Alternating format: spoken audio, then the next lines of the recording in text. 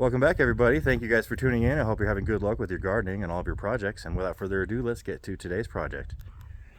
Right, Holly? Yeah? All right, you show them what you did. Oh, I did. Okay, you don't have the dexterity to do this. So about a week and a half or two ago, we put a whole water filtration system in the trailer. And, well, I'll be the first to admit, I screwed it up. I did it wrong. Now, there's not a lot of room to work in this little space here, so it's quite easy to get turned around and put something in backwards. And what I had done wrong was I put those filters before the pump, so it was creating vacuum in those pressure vessels. And they're not vacuum vessels, they're pressure vessels. So when they're under pressure, these buttons at the top are for releasing the air that's trapped inside. Now if you have those under vacuum, that will pull those buttons in and draw air in and then cause damage to your pump over time. So it was making a god-awful racket, clankety. So today I took it all apart and rethought it and figured out what I did wrong. So the filters go after the pump. Right, Holly? She says yes, that's right. Yeah, you goofball. So now we're good to go. So we're going to leave this open for several hours, and I'm going to come over here periodically and I'm going to check all the fittings and make sure there's no water anywhere. So far so good. Maybe a little drip here. It might have been residual. Nothing here, nothing there. So far so good. Knock on wood. All right, so now for our next project.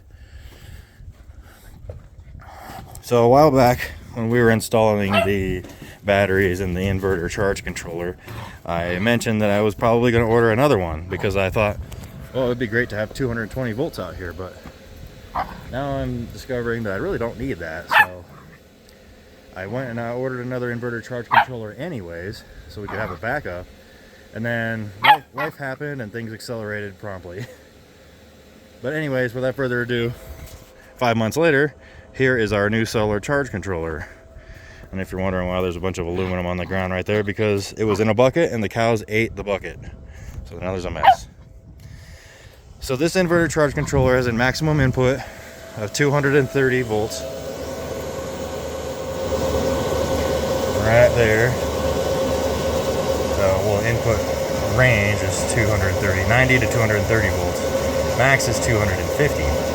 So about a week before this shipped, SunGold called and texted and emailed me to try to get a hold of me and asked me if I wanted the older model so that I could put them in parallel, or do I want the new model for the same cost. So this is solar maximum voltage of 390 volts. So that's 140 volts more than the other one, and the range is from 90 to 350. So we're going to put this one on our future house, because I imagine the future house will have a lot larger solar array on it, because it'll be a building that needs heating and air conditioning, and in order for that you need lots of power. So I figure we'll be able to run quite a bit of solar panels up on the roof when the time comes. So here we go. As far as I can tell, there's no other difference. Got like the date on there, manufacturer. So it was made in September of 2022. This took 5 months to get here too. I did order this 5 months ago. So if you're gonna order one of these, just prepare to wait. That's just kind of the game when you're trying to save money and trying to do things on a budget. Obviously I could go with like a Victron solar inverter and charge controller and spend $5,000 or $6,000, but we don't have the budget for that.